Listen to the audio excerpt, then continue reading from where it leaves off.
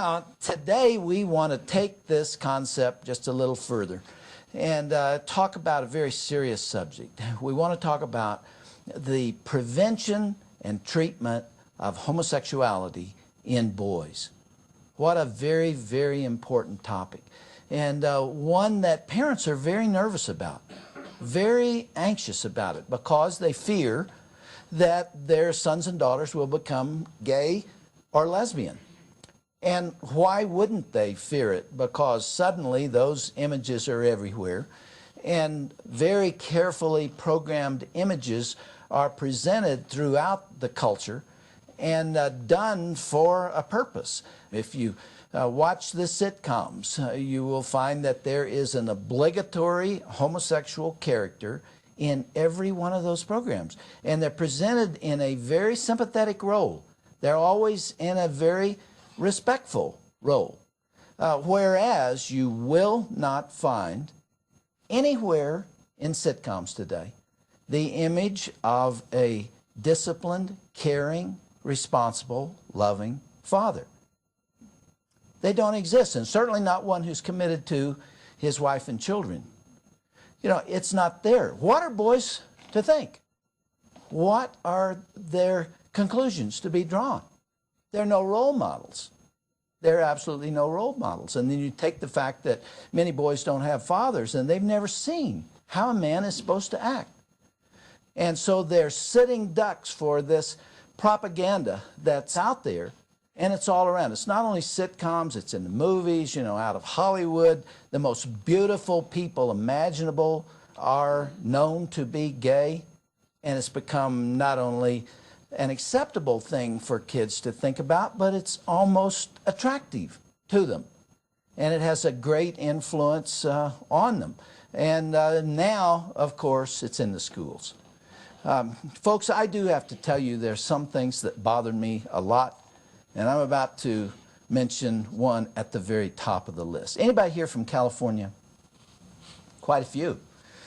You do realize, of course, that the state legislature in California has mandated that homosexuality, in a very positive way, the same thing I was just talking about, is presented through the curriculum K-12. Do you understand that? That is the most offensive and egregious thing I can think of. Can you imagine 20, 25, 5-year-olds sitting in a circle on the floor with their little hands folded in their laps while their teacher talks to them about adult perverse sexuality? Have we gone completely mad? You know what a stem cell is? A stem cell is a cell, in this case a human cell, that's not differentiated. It can go any direction depending on what environment it's in. If it is ultimately located in the brain, it becomes neural tissue. If it's located someplace else, it becomes bone, or it becomes saliva, or it becomes an eye. A stem cell has the ability to be whatever it is surrounded by in its environment. You get the connection here? Children are the stem cells of culture.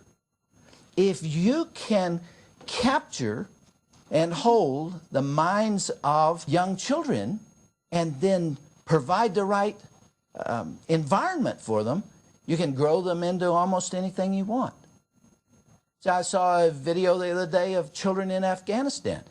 They're teaching those little children to be hateful and to kill when they're 6, 7, 8 years of age.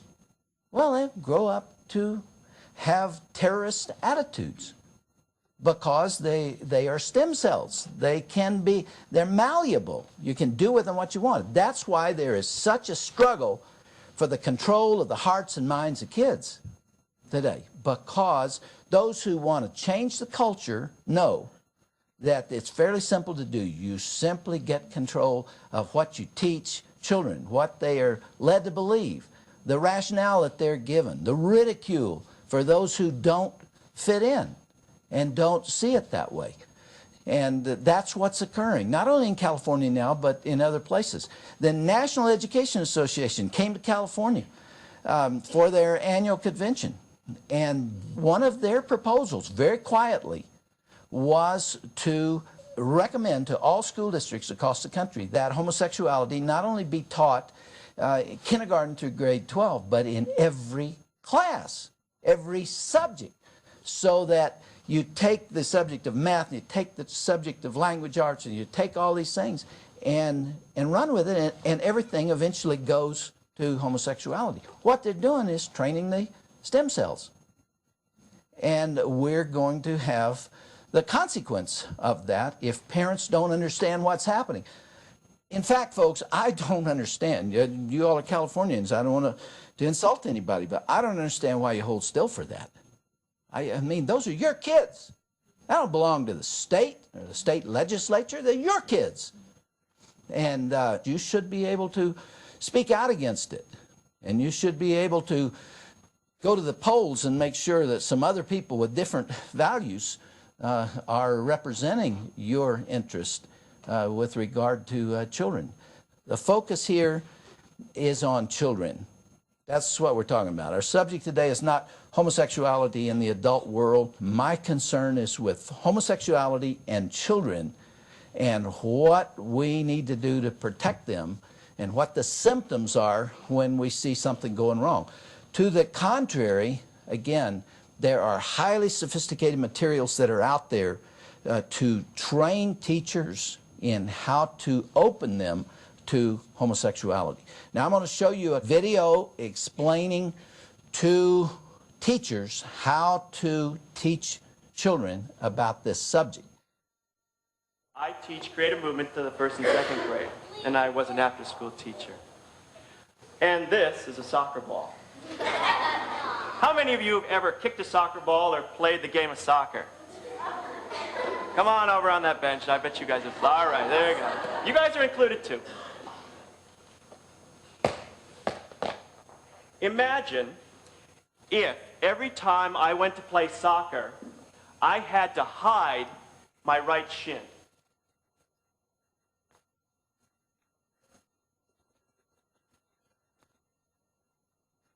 I might hide it like this. And then I'd try to play soccer.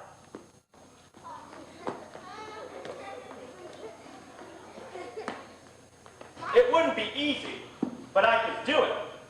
It would take a lot of energy to play soccer and also hide my leg. Well, at CFS, I don't have to hide. So I can play soccer with two legs. Can you see how much better I can play? Yep. At CFS, I can tell the truth that I'm a gay man. And that gives me so much more energy to be a better teacher, to be a better co-worker, and to be a better friend. I'll see you on the soccer pitch.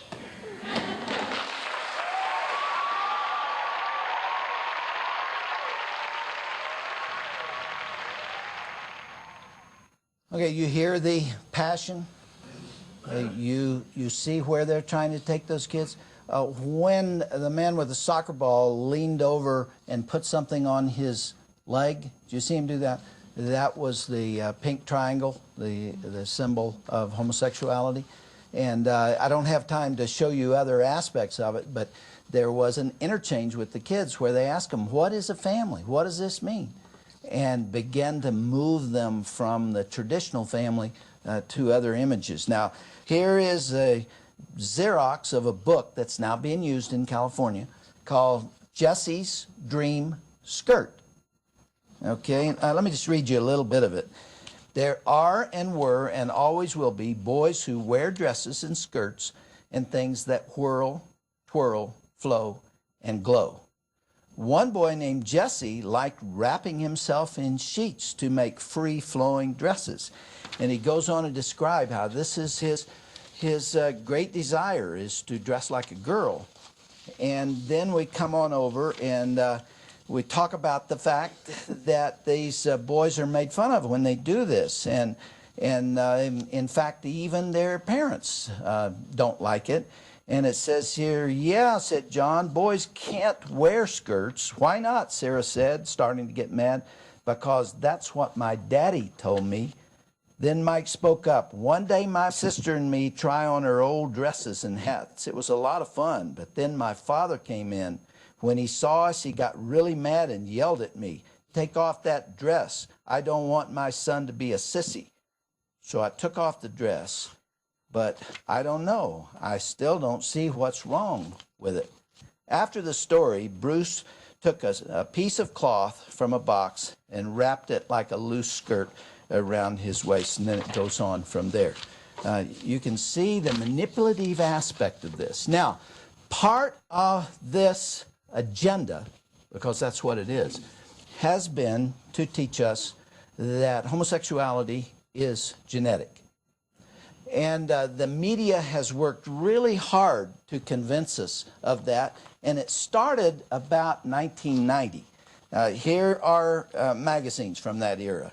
Here's Newsweek, The Future of Gay America, and then it gets more specific. This is 1992, February 24th. Is this child gay, born or bred? The origins of homosexuality. So they're starting to hack away at the belief that homosexuality is environmental in nature and in its origin. And then we go on from there. Here is July 26, 1993. This is Time magazine, July 26. Born gay, studies of family trees and DNA make the case that male homosexuality is in the genes. Okay, that's 93.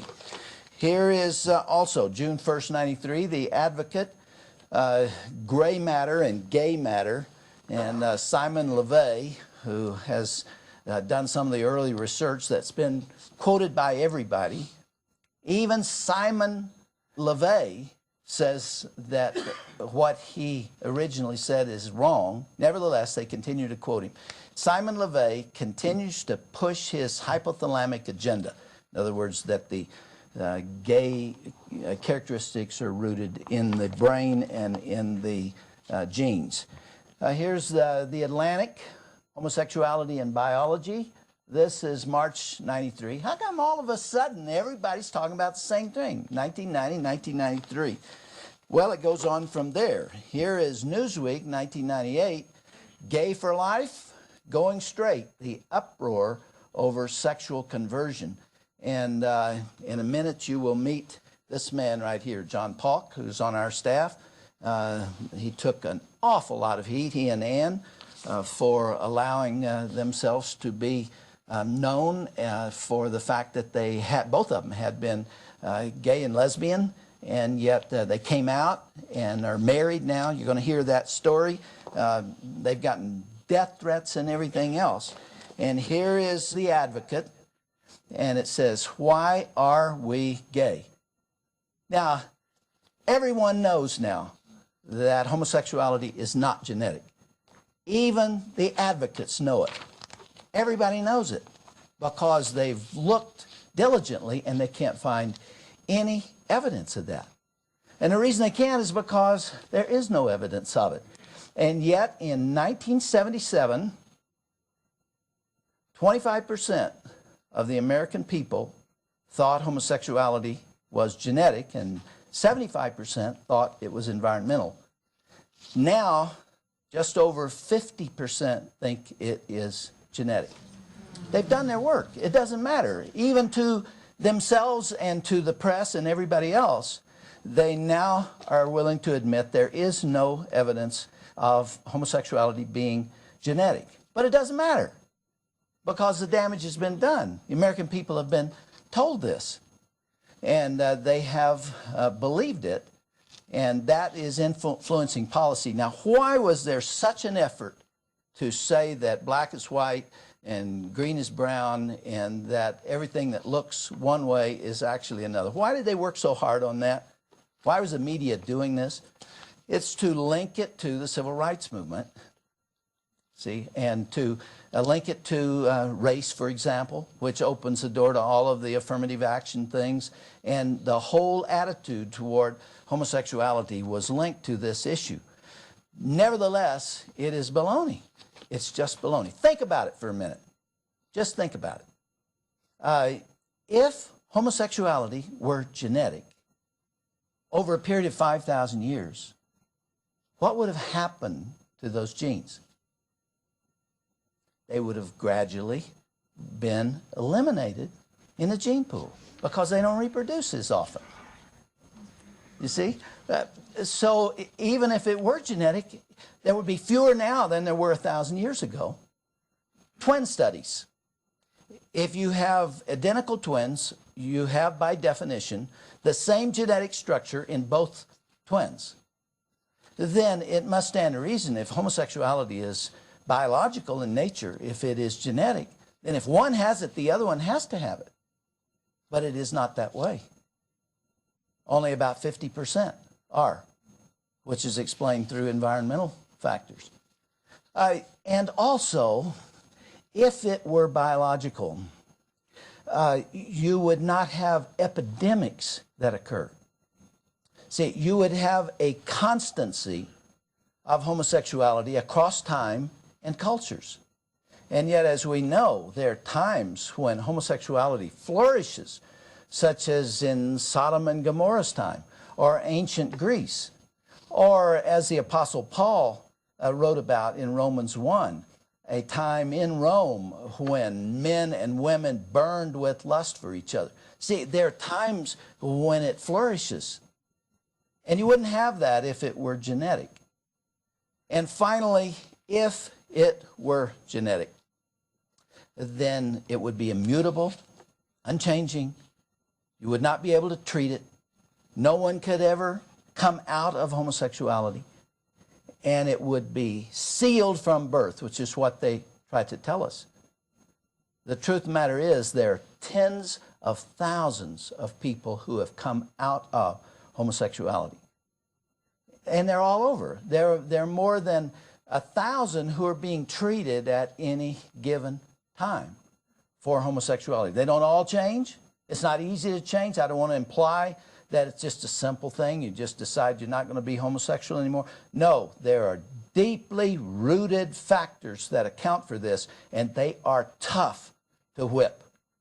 They're really tough, and it's a whole lot better to do it early. And that's what we're here to talk about. Now, I said there are tens of thousands who have come out, and I want you to meet two of them. And I'm very honored to have them here.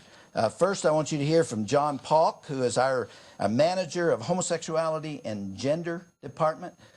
He is making an incredible contribution to this ministry, and I have great love and appreciation for him because he pays the price every day for what he does.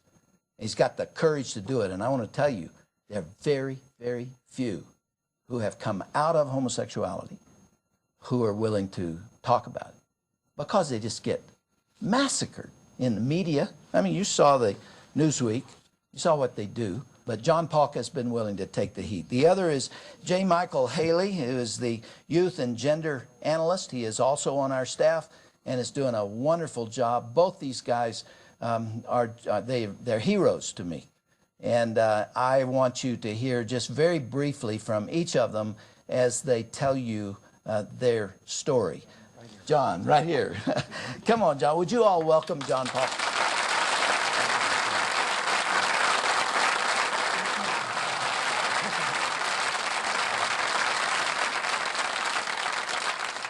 Well, thank you. It's a real honor to be here and speak to you today. And I wish that we were talking about a more pleasant subject.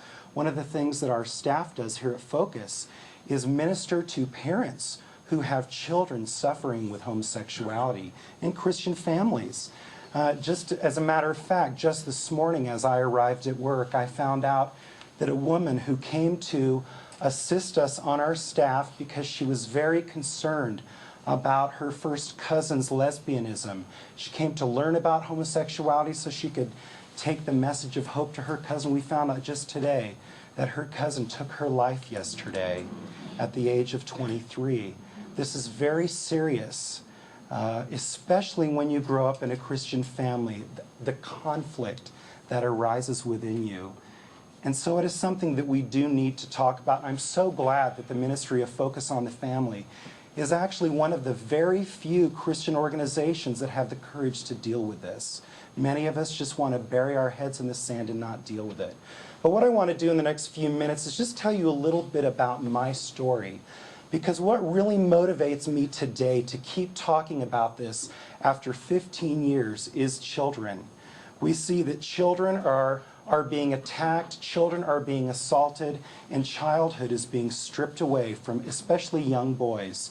When homosexuality is being taught to 5-year-olds, as a matter of fact, my own son, who's 4.5 years old, asked me one day, "Daddy, can boys get married?"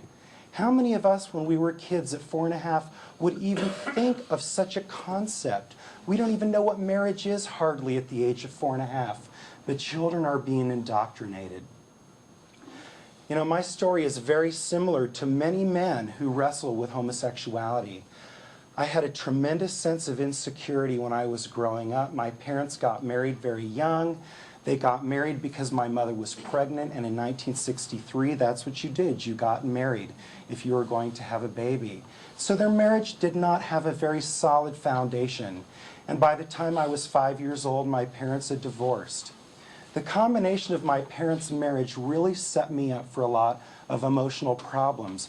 My mother came from a very domineering home where she had a lot of emotional needs, and my father came from a family where the most important thing was to make money, to earn a living, to get straight A's, to go to college, very performance-oriented.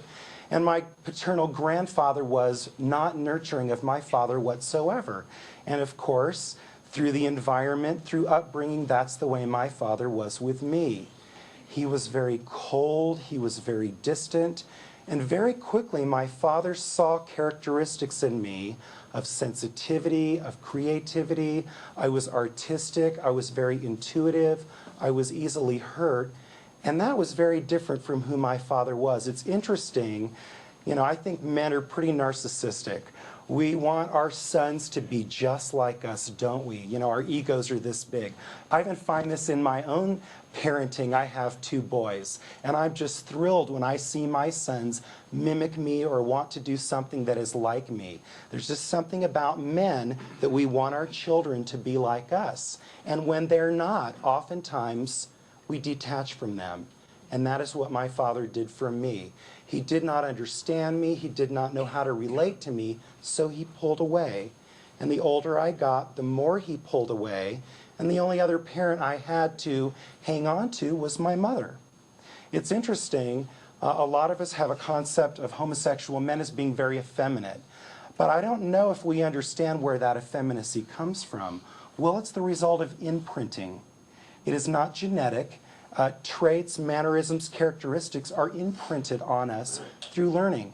You can even see a mother and a daughter that are grown up. They may make the same facial expressions, the same hand gestures. You're not born doing that.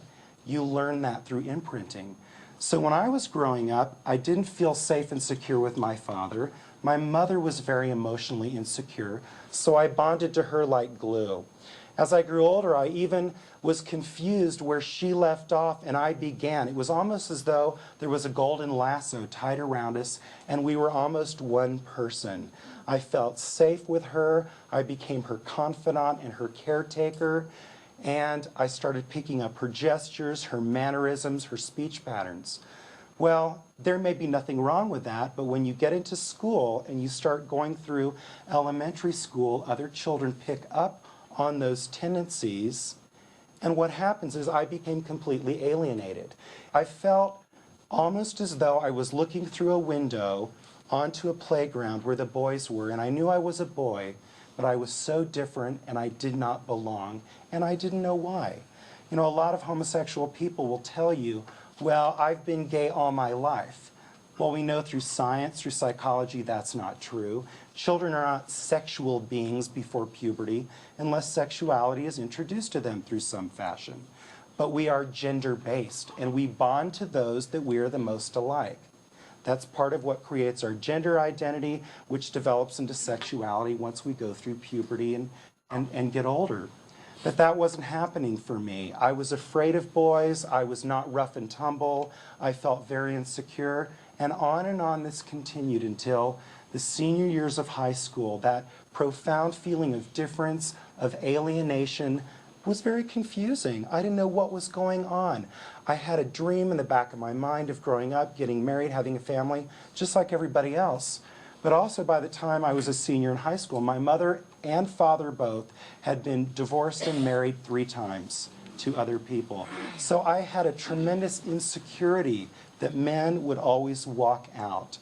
So on my 18th birthday, a group of friends took me to a gay bar and I was seduced into homosexuality. And I say seduced into it because it was very fearful for me, but as I look back, I felt there were no other options. You know, often we say that homosexuality is a choice. And I think that's partially right, but partially wrong. As people are developing, they do not choose their feelings. As a matter of fact, many try to reject these feelings, especially if they grow up with Christian values. They try to reject them, they know they're wrong, they put them off. Now that wasn't my case, but who wants to feel different from everybody else? At the same time, you know there is something innately wrong about this kind of behavior. And so we know there is a conflict. But I felt I had no choice. I was ushered into homosexuality, and as time went by and years ensued, I became very addicted to this way of life.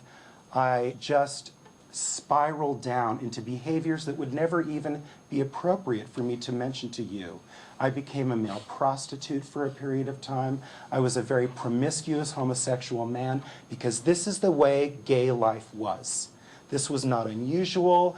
I was actually more chaste than most of my friends in homosexuality. By the time I was 24, I felt very desperate. I was so lonely. I was alienated.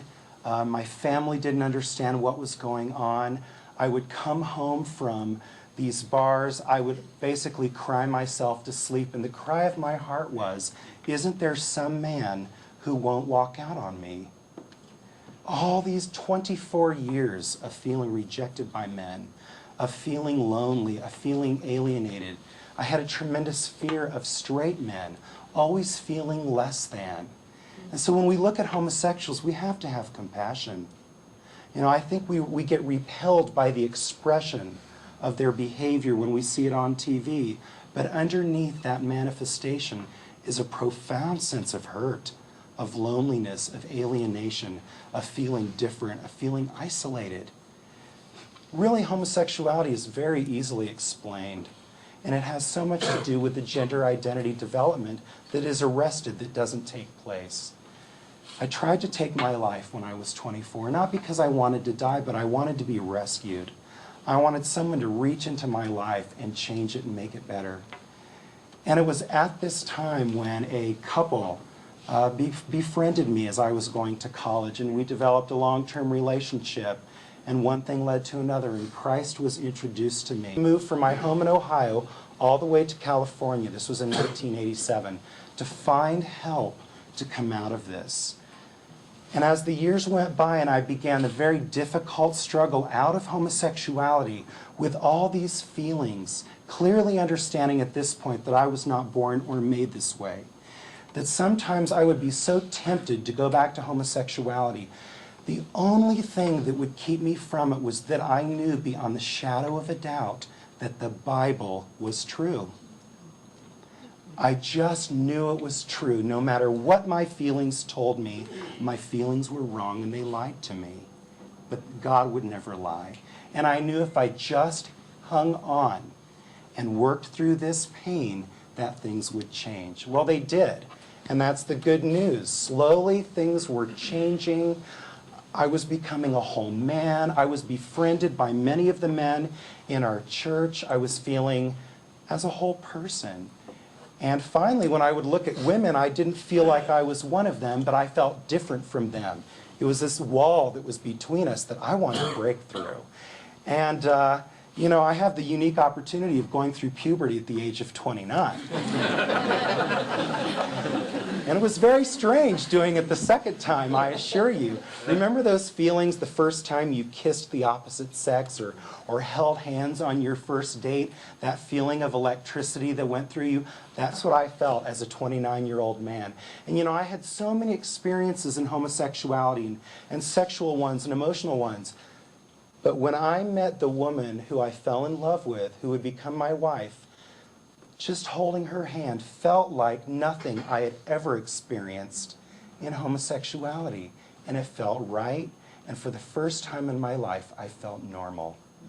And that was a wonderful feeling. You know, people around us in our church, because my wife had also come out of lesbianism, they delighted in seeing us walk through this process, and our pastor thought, you two are going to need a little help. And he started counseling us from our very first date. And that man counseled us every week until we married. He stood by us and walked along with us. And so now, I've been married 10 years and have 2 sons, and life just gets better. It's not free of struggle. None of us are promised a life free of struggle. I have to realize that there are certain triggers to homosexual temptation. I would say probably 90% of the time I don't experience these temptations. But if I'm under stress, if I'm traveling too much, if I'm feeling insecure about my masculinity, if I don't feel close to my male friends, that old enemy comes back and sits on my shoulder. And I need to walk in maintenance. You know, I always have to laugh when gay activists say, you haven't changed. If you ever have a homosexual thought or feeling, you're still gay. And my answer is, you can say whatever you want. You haven't walked in my shoes. But what I can tell you is, for 24 years of my life, even the thought of heterosexual interaction was really nauseating to me. And now I've had a successful marriage for 10 years, have a very fulfilling emotional and sexual relationship with my wife, have fathered 2 sons, so something has changed. And they always shut up. And I say, you can't explain transformation in a test tube. It's only explained by the evidence of a changed life. Thank you.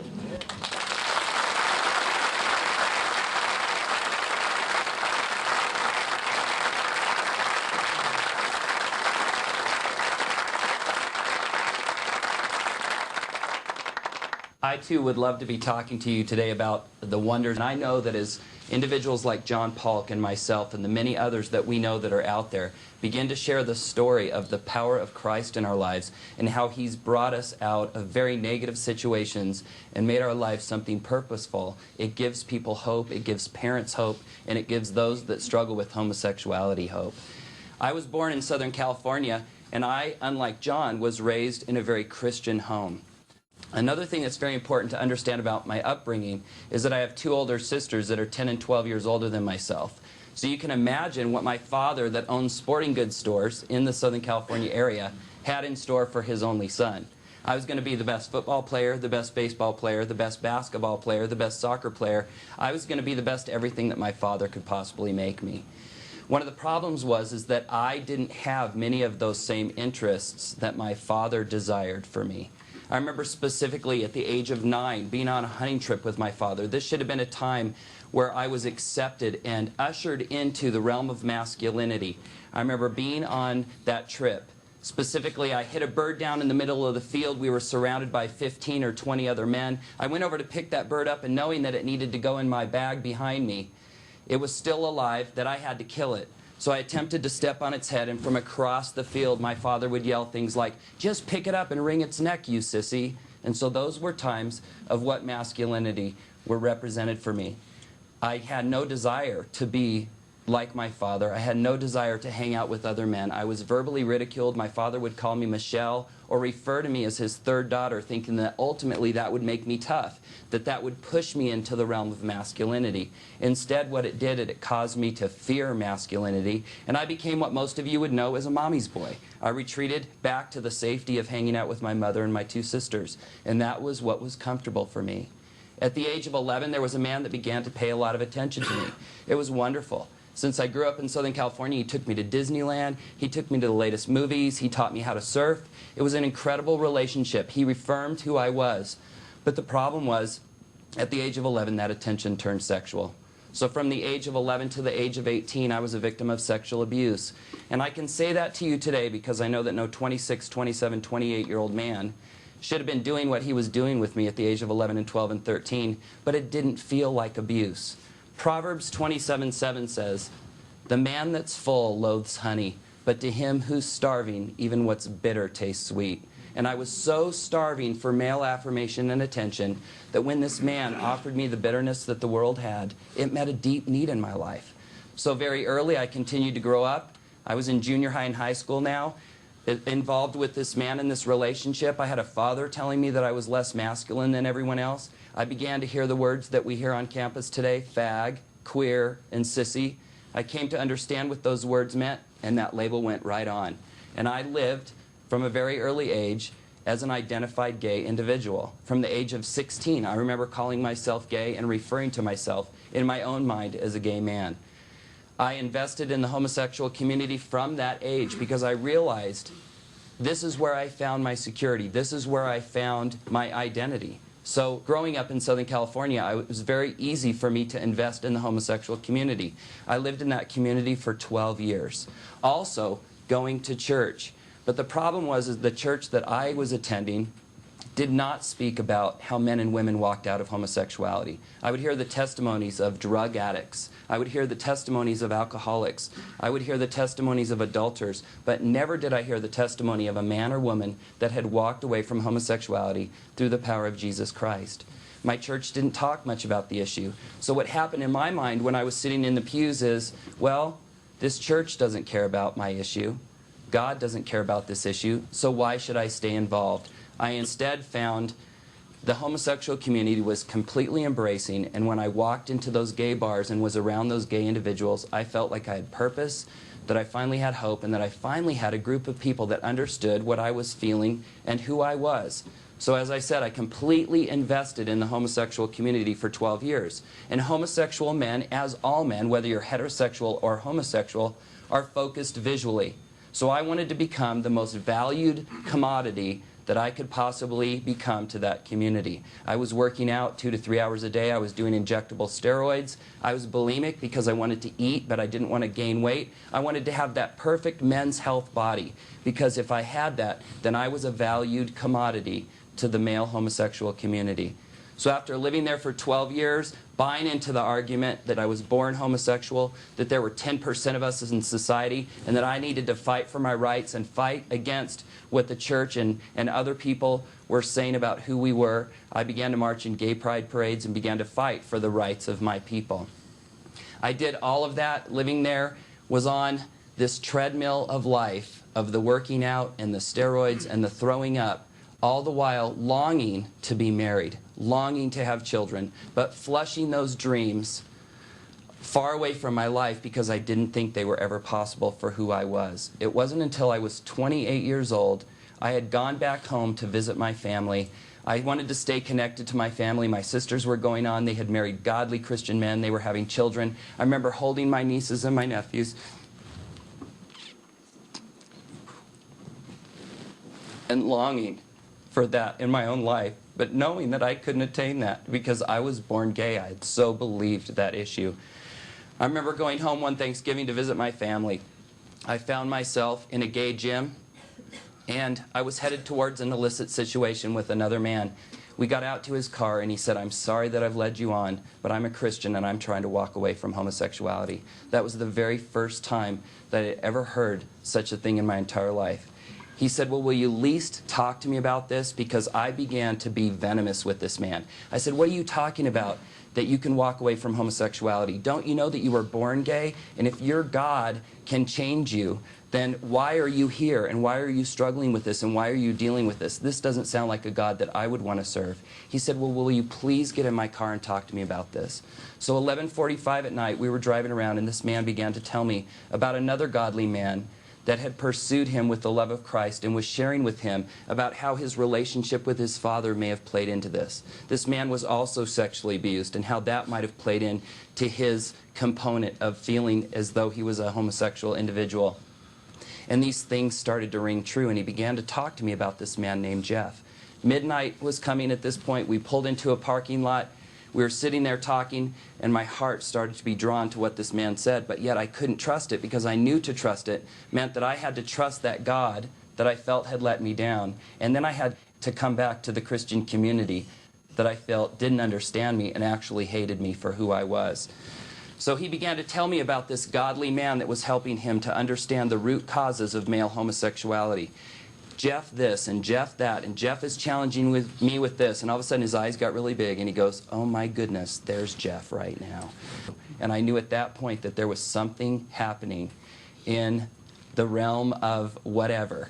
And he invited Jeff over, and that started a 5-year godly mentoring relationship with this man named Jeff Conrad that haunted me when I didn't want it with the love of Christ. I would move from city to city. I wouldn't give this man my forwarding address. He would track me down. He would send me birthday cards that would say, I don't even know if you're getting this birthday card, but I want to let you know that I love you, that God loves you, and that change is possible. So finally, after living on that treadmill, looking at myself in the mirror one day, I thought, you know, I only have myself to blame because I wasn't finding what I was being promised by the gay community. I was promised that I could have a relationship that would last. After going through relationship after relationship after relationship, never finding what I wanted, selling myself, being arrested for prostitution, I thought, you know, I only have myself to blame because there's this man saying that there's something different for me. So, as it says of the prodigal son, when I came to the end of myself, I picked up the phone and I called Jeff Conrad and I said, Jeff, if you can be this faithful to me, surely the Jesus and the God that you know can be that much more faithful. I want to come home and I want to give this a try. So December of 1989, I left homosexuality. And I'd love to say that from that point, it's been an easy, incredible, God-serving story. But the reality is that's just not the truth. The year of 90 was hell on earth for me. I had known homosexuality since the age of 11. By that time, I was 28 years old. It was all I had known. I didn't know how to live a life that was chaste. I didn't know what to do. I would go to counseling with a Christian counselor.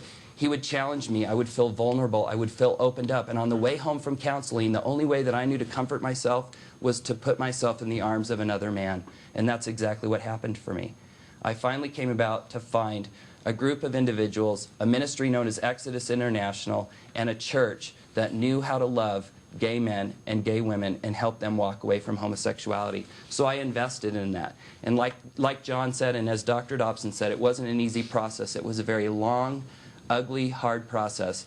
But you know, the Lord gives you the strength to be faithful when you need it. And I found that strength in who He was. And I continued to walk that process out.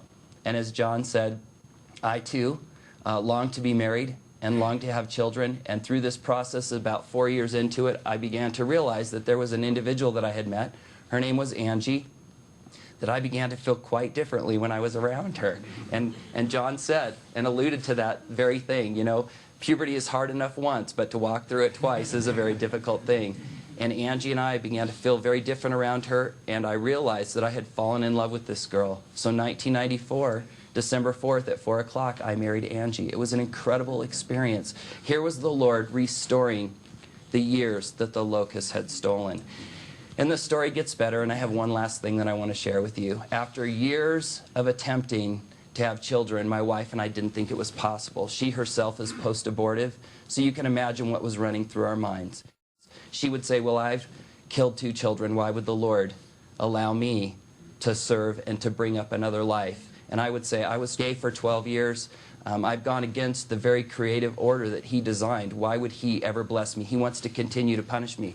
But people in the church wrapped their arms around us and said, that isn't how God works. If He's put that desire in your heart, He will somehow fulfill it, whether it be through adoption or whether it be through granting that life to you. So we moved here to focus on the family after I had, believe it or not, taken a job as a youth pastor. Can you imagine a man with my story? I have to tell you that through that process of desiring to be restored and be a youth pastor, which is a lifelong dream of mine, it wasn't an easy process. I had to give my testimony to the parents, I had to give my testimony to the students, I had to give my testimony to the deacons, I had to give my testimony to the elders, I had to give my testimony to the pianist. I mean, I gave my testimony to anybody in that church that would listen. But as I said, it was a church that believed in the life-changing power of Christ and said, who are we to say that you're not the man for the job? So they gave me a position as a youth pastor, focus on the family, and John Polk invited me to come and be on staff. And when my wife and I had moved here to Colorado Springs, we'd been married for 5 years. We were attempting to have children, and it just wasn't happening. So one night, my wife woke me up after we had moved into our new home, and she said, "Honey, I have a verse that I want to read to you." And it was a verse in Psalm 127 that talks about how children are a heritage from the Lord.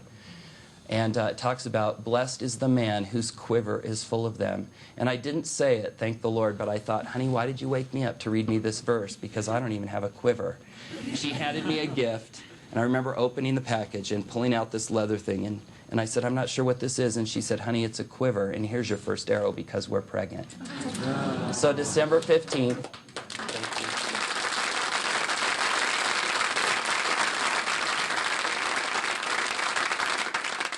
So December 15th, 1999 at 9:39 in the morning, but who's counting? My son, Bennett Michael, was born. And Bennett means little blessed one, and it's also the last name of my brother-in-law and sister that took me in when I left homosexuality. And the story even gets better because just the other day I was handed another arrow by my 2-year-old son and told that in May 9th I'll be a father again.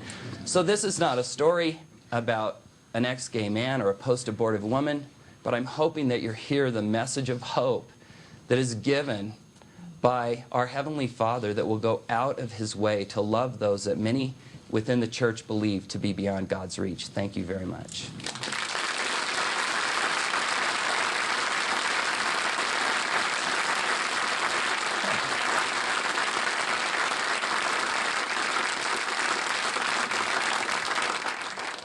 I've heard those stories before and those accounts, and I know these men, but it touches me every time because it offers hope to so many. You know, I think, you have to pardon me, within Christendom we have had a tendency to be angry at homosexuals. And it is true that the agenda that they want to impose on the culture and on Christianity is wrong, and we have to oppose that. But in every one of those cases, there's a hurting individual, gay or lesbian. There's a hurting individual who has a story to tell like this. Unfortunately, most of those were not accompanied by the kind of loving witness that these two men heard. Thank you, gentlemen. And would you all...